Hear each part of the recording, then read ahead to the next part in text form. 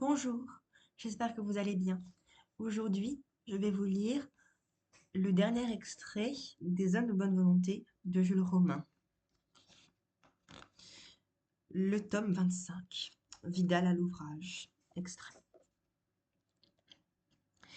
Il y a celui qui n'a jamais l'outil qu'il lui faut sous la main. Quand il est en haut de son échelle, c'est toujours son marteau qu'il trouve au moment d'arracher un clou, ses tenailles au moment d'en planter un. Alors il ne cesse de trotter, en maugréant, du haut en bas de son échelle, persuadé que la guigne s'attache à lui. Il y a celui qui est constamment affolé, comme si la petite difficulté qu'il rencontre se présentait pour la première fois dans l'histoire du monde.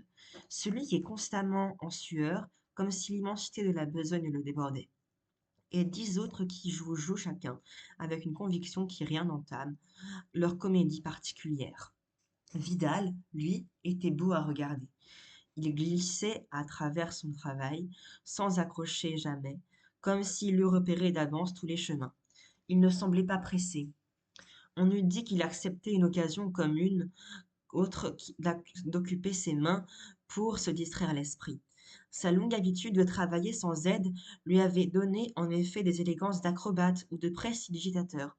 À la seconde même où le besoin s'en faisait sortir, l'on voyait de dessous son bras, d'entre ses jambes, d'une poche de sa veste, on avait envie de dire de sa manche sortir un tournevis, une vrille, une pince, un marteau, une mignonne paire de tenailles. Et soudain apparaissait entre son pouce et son index le boîtier d'un double mètre, en métal élastique. Le ruban de métal filait le long du mur, puis rentrait brusquement, comme l'immense langue d'une bestiole. Jamais la mesure n'était fausse. Jamais l'on entendait Vidal grogner des zut ou des sacrés ceci ou cela. Il prenait toute la responsabilité de l'affaire. Il n'accusait point les clous de se tendre exprès, ni les bois de se fendre, ni le plâtre du mur d'éclater par morceaux. Tout ce qu'il se permit en ce sens fut de dire une fois: les murs ne sont pas fameux. Dans son attitude à l'égard du travail, il restait même, peut-être, quelque chose de l'ancien voyou. Le refus de prendre la chose trop au sérieux, d'être trop servilement absorbé, de s'étonner de ce qui l'étonne ou déconcerte les autres, une trace de mépris, l'affectation de loisir au sein de l'attention et de l'effort. Quand il regardait l'ouvrage, de ses longs yeux plissés, de son visage mince et fripé, il tenait à mettre les distances. De temps en temps, il descendait de l'escabeau, allumait une cigarette, se reculait, examinait ce qui restait à faire. Puis il coupait une longueur de fil, renouvelait la provision de pointe dans sa poche, changeait sous son bras un petit contre un autre. Charles n'avait guère à l'aider. Quelquefois, Vidal s'en excusait. Tu t'embêtes, je ne te fais rien faire. Oh non, je regarde, ça m'intéresse. Tiens, voici un tournevis. Démonte-moi le V interrupteur. C'est facile. Merci d'avoir regardé cet extrait.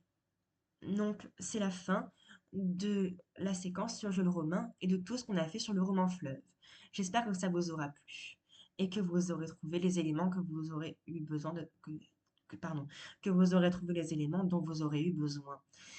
Donc, dans 4 jours, je commencerai une nouvelle partie de ce chapitre sur le roman de 1919 à 1939, le roman psychologique, et je commencerai par Raymond Radiquet. Et j'espère que vous passerez une bonne fête de Noël. Au revoir et prenez soin de vous.